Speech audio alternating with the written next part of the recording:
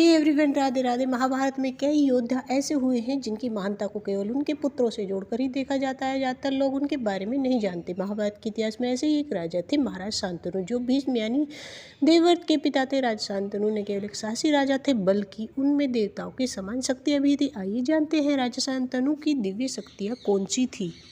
महाभारत की कथा के अनुसार इक्ष्वाकु वंश में एक प्रतापी राजा महाबली थे, जो देवता तुल्य ही माने जाते थे। एक बार समस्त देवी देवता ब्रह्मा जी की सेवा में उपस्थित थे। ऐसे में वायु के वेग से देवी गंगा के वस्त्र उड़ने लगे। ऐसे में देवी गंगा के शरीर का कुछ हिस्सा दिखने लगा। गंगा को इस तरह देखकर सभी देवताओं ने आंखें बंद कर ली, लेकिन राजा महाबली की नज़र गंगा पर ही टिकी रही है। देखकर ब्रह्मा जी असहज हो गए। उन्होंने महाबली से कहा, तुम्हें गंगा बहुत ही प्रिय लग रही है तो जाओ मृत्युलोक में जन्म लो, वहाँ गंगा तुम्हारा प्रिय करेगी। इस तरह मृत्युलोक में महाबली का जन्म राजा प्रतीप के रूप में हुआ। राजा प्रतीप के पुत्र राजा शांतनु हुए।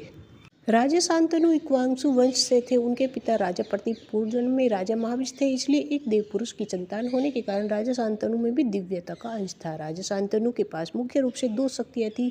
एक, राजा शांतनु किसी से प्रसन्न होकर उसे वरदान दे सकते थे, उनका दिया वरदान हमेशा भलीभूत होता था। वहीं राजा शांतनु के पास दूसरी शक्ति थी, हीलिंग पावर, यानी वे किसी को भी छूकर उसका रोग ठीक कर सकते थे।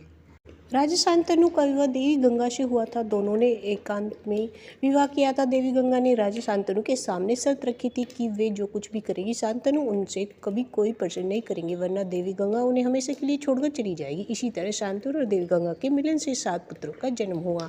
अपने 7 पुत्रों को गंगा ने नदी में बहा दिया।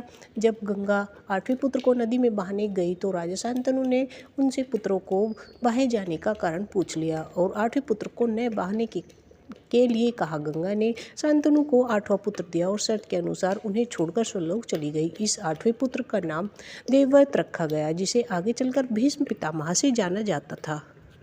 राजा शांतनु और गंगा की संतान महाभारत के सबसे बड़े योद्धाओं में से एक मानी जाती है। देवव्रत को आजीवन विवाह न करने की भीष्म प्रतिज्ञा के कारण भीष्म के नाम से जाना गया। राजा शांतनु को जब सत्यवती नाम की कन्या से प्रेम हुआ तो उन्होंने सत्यवती से विवाह करने की इच्छा व्यक्त की। तब सत्यवती के पिता ने राजा शांतनु के सामने शर्त रखी कि उनकी बेटी से जन्मी संतान ही राजा सिंहासन की दावेदार बनेगी। यह सुनकर राजा शांतनु ने विवाह की इच्छा त्याग दी, क्योंकि वह अपने पहले पुत्र देवव्रत के साथ अन्याय नहीं करना चाहते थे। लेकिन भीष्म को जब यह पता चला तो उन्होंने स्वयं ही सिंहासन और विवाह की इच्छा त्याग दी। इस त्याग को देखकर शांतनु ने प्रसन्न होकर भीष्म को इच्छा मृत्यु का वरदान दिया। महाभारत के किसी भी योद्धा के पास अगर शांतनु की ये दो दिव्य शक्तियाँ होती तो महाभारत का इतिहास कुछ और ही होता। न ही इतने योद्धाओं को मृत्यु होती और न ही किसी पक्ष को अपना कोई भी संबंधी खोना पड़ता।